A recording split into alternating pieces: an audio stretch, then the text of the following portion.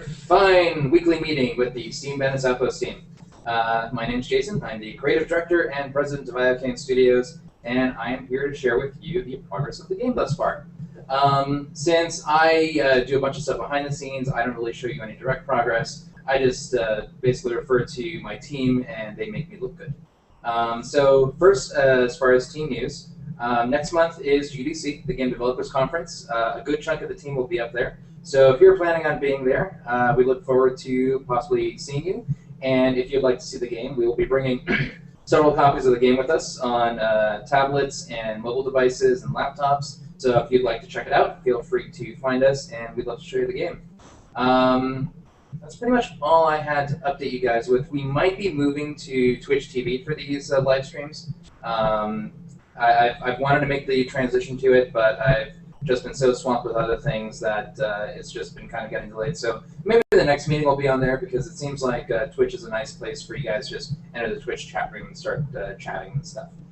So gonna move on to updates from most of the team. First up is JD.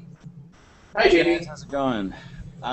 So for the past, I guess, week or so, I've been working on UI layouts and stuff. Let's see. And I've been making changes to the main UI.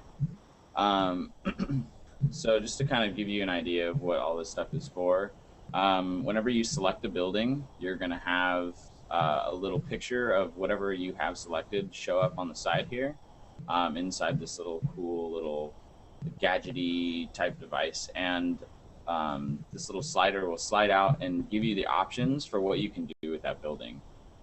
This could be anything from customizing to moving the building and all that stuff, and other UI elements will appear at that point. Over on the left bottom hand corner, we have your, by the way, the icons that I'm using are super temp, so they're just there for my visual cues. So this is the shop area. You have like notifications and quests, your social stuff, and whenever you get those indications and whatnot, actually, it'll be more like this. So if you get notifications, this little guy will pop up and let you know that you have stuff. And I don't know if there'll be like twinkly things or whatever. Let's see. And then on the top side of the left-hand side, there is where your player name's going to be. And you're going to have an XP bar that will shrink and fill up and all that jazz. Same thing with your island.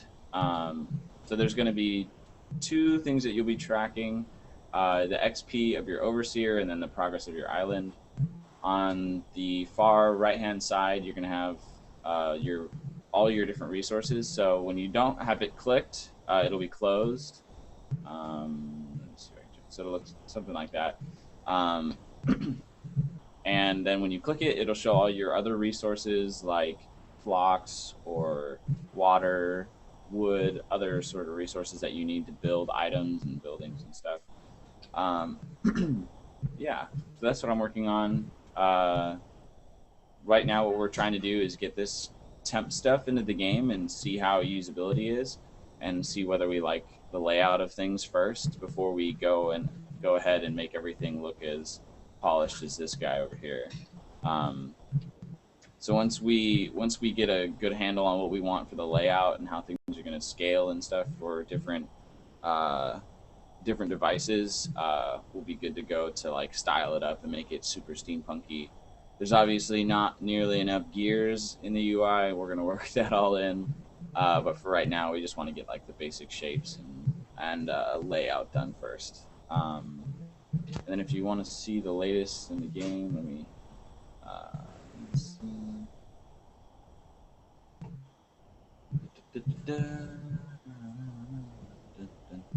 Actually, let me pause this. Oops, wrong screen. Okay. So everything's coming together pretty nicely.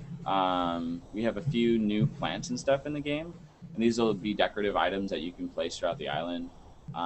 There's some up on the cliffs and stuff. We're not sure whether or not floating tree. Whether or not players will be able to place that stuff. They might just be ambient things that we've placed in the game. I'm trying to think if there's anything else that's new in the game right now. I don't think so. So you'll be seeing more of this stuff come up. And by the way, this is done by Phil. He's also going to be working. He has a few other plants that we got to get in the game. And then there are some other props that he's working on as well that he might show you later right now. So yeah, that's it for my update. Okay, JD, before we move on to the next person, I forgot to mention something very important. We have a new addition to the team. We have added Ali Volkmar, also known as Ali V, to the team as one of our 3D artists. Hi, Ali. So we're going to start with you, and you can start talking about stuff. And you should probably meet yourself. Hello. Yeah, I'm here. So I just kind of started the team. I don't really have a lot to show, but so far I've finished 3 pets. One of them is for the Backer rodent. I'm going to share my screen. And I made his Gizmo the turtle. And then I have another pet I did for M. Tuddy for the Triops. This is like a little weird, strange Triceratops. Not Triops, not Triceratops. Sorry, it's from the Jurassic period. It's like a little sea creature that just kind of survived up until this point. Well, still surviving, but in case you guys don't know what it is, I have a picture of it. It's really cute. There we go. So this is the this is what the backers kind of give to us for reference, and he's this little guy right here. He's super cute. Anyway, so that's the Triops. And then I made yesterday. I just made Humphrey the spider, who is amazing and adorable, and he's one of those peacock spiders, and he's got a little top hat. Oh my god. And yeah, I mean, so far that's basically what I've contributed, and it's been amazingly fun and awesome and interesting. And yeah. Sounds good. Next, we will move on to Phil. Hey, Phil. Hi there. Can you guys hear me? Yep. All right, cool. So this week I finished up and cut out all the pieces for the Spike Alpha captain design by the user Spike. And I also peeled off a female version of all of the outfit that he's wearing, which I guess will be available to other users and whatnot. It's not colored right now, so this is kind of how it looks. The grayscale is how it looks underneath of the player color layer. And then the male version right now is with the player color on it. Then after that, I've been working on some prop stuff and just have sketches right now, but just some random stuff that you'll be able to maybe put in your game. And none of this stuff is completely approved yet, so some of it may get used. The telescope is totally approved. I want so many telescopes. All right, cool. But yeah, so anyway. I thought it'd be cool to see some like smokestack action going on. Hopefully it'll steampunk up the town quite a bit. So yeah, that's pretty much what I've been doing this week. Sounds good. On to Susan. Hi. Let's see, if you were here last week, you saw me working on Alora Alexandris from user Tough Chimp. This is their backer captain. As you can see here, I have the original female version as well as a male version, and it's uncolored, but it'll look something like if you saw Phil's Spike Alpha, since the colors are customizable, it'll look cool like that. And this week I also finished another captain, Persephone Clearingbolt from user Thieves. And look at all those pockets. Yes, many pockets. Female version, male version, and I have like a little sample of what the color, like a color, might look like. So that's pretty cool. It's been fun.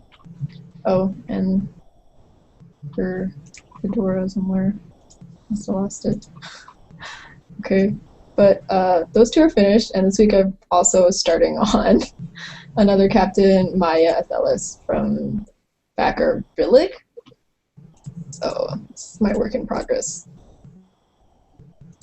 You can see I'm working on the pants and getting everything else done, and you can see a color sample again, so that's how it works. Cool! And that's it for me this week. Nice. Looks good, Susan. And, oh, looking back to JD. Yeah, if you want to see what that first outfit that she did looks like, this is what it looks like in the game. Everything's colorizable and good to go. Nice. Looks good. Let's see. Moving on to Alexia. Hi guys. Not much to say this week. However, as usual, shirts, posters, hoodies, should have received those. Still haven't heard from many of you. I've seen a couple posts on Facebook about the poster, so hopefully that means you guys have gotten them. I don't know. Let us know. We are still looking for feedback from our community at our forums. Go check out my forum post. It's in the subforum feedback on how to promote the game. A couple of you have already posted really good ideas that we're already following up on. But we are still looking for more, so go help us, please. Otherwise, today, February 15th, is the deadline to submit a custom airship if you qualified for one. You can still submit after this date, but it probably will not make it into the game's release. It will be released a little later. So if you qualified for an airship and you want your airship in by the release date, please post by today. There are instructions on how to submit in the forums. Yeah, we want to see your stuff. I don't even know what I was going to say right there. I forgot it. But submit an airship and we'll make it nice and pretty for you in the game. And that's, I think, it from me this week. Okay. Susan wanted to add a bit more, so I'm going back to her. Yeah, I forgot. So people might find this interesting because this obviously doesn't look like what JD showed. Like this scarf is like thrown in front of the character and there are no legs or anything. The reason for that is because the scarf is supposed to go in front and in back, and to do that we actually have to cut each item into like two parts. So you can see this part that I'm turning on and off there. That's actually, when it's in the game, it's placed like behind the character. So I have to make sure every piece of clothing that goes behind the character is on its own separate cutout layer. And that's why it looks so weird. You can also see this happening on the jacket, where, so you see right there, it's covering her legs here, but in the game, it'll be placed behind the legs. And that's why sometimes if you see outfits that we're working on, they look kind of funky, it's because of that. And when they're in-game, they're going to look cool and three-dimensional because we have things behind characters and in front. Cool. The more you know. Let's see. So, I think a tradition we're going to have is the newbie has to close the meeting. So, Allie, go ahead and close the meeting for us. Yep, say some fond words of farewell. Thank you for tuning in, and see you next time.